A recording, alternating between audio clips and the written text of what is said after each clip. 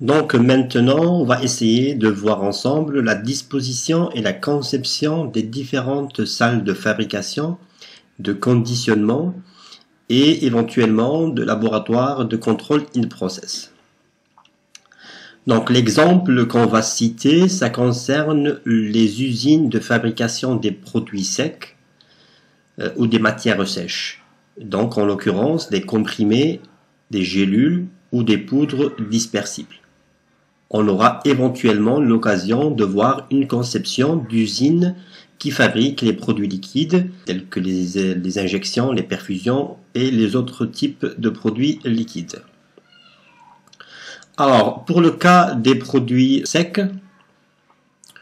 nous avons vu les deux départements, en l'occurrence celui de la fabrication et du conditionnement, et la disposition des différentes salles doit être conçue et étudiée justement selon certains critères. Alors, le premier critère, c'est, encore une fois, on revient à la fameuse règle, la marche en avant.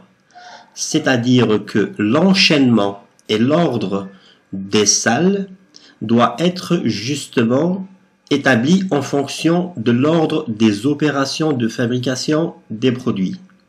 Je m'explique. Si dans l'opération de fabrication et les étapes de fabrication, la pesée doit être faite avant le mélange, alors dans notre couloir principal, on doit voir ou on doit trouver notre salle de pesée avant celle du mélange.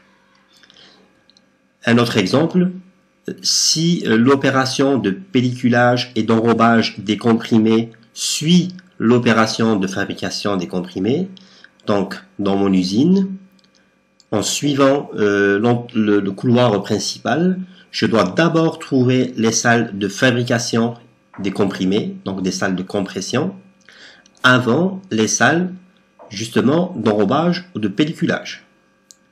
Le but derrière ça, c'est d'assurer la marche en avant et de permettre aux différents flux matières de poursuivre leur acheminement vers l'avant et ne pas revenir en arrière ou se promener d'une manière anarchique dans l'usine. Donc ça, pour ce qui était du premier critère.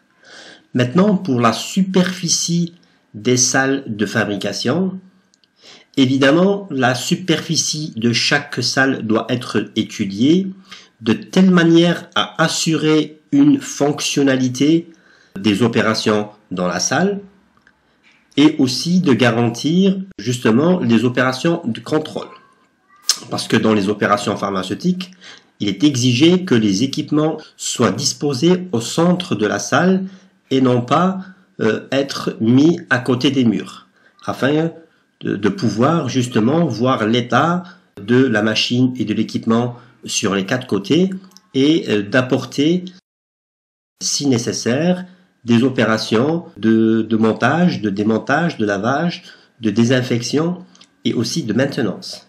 Et pour cela, justement, la conception de la salle doit être étudiée en fonction de l'équipement qui est disposé à l'intérieur pour assurer toute l'opérationnalité en termes de fabrication et de contrôle. Par contre, cette superficie ne doit pas être exagérée. Si par exemple on a besoin de 10 mètres carrés dans une salle, il serait pas envisageable d'accorder une superficie de 20 mètres carrés pour la même salle. Pourquoi? Parce que dans les opérations ou l'industrie pharmaceutique, le mètre carré coûte extrêmement cher. Et donc, des grandes salles, il va falloir justement d'assurer le traitement de l'air, la filtration, la température et le conditionnement de l'air. Et ça, j'ai pas besoin de vous dire que plus le volume d'air est important à traiter, plus ça coûte extrêmement cher. Et donc, l'idée, c'est de trouver un juste milieu entre la fonctionnalité et le minimum nécessaire afin de ne pas se ramasser avec des grandes salles et dont le traitement de l'air, des fois, va coûter un peu cher et aussi, on ne peut pas le contrôler.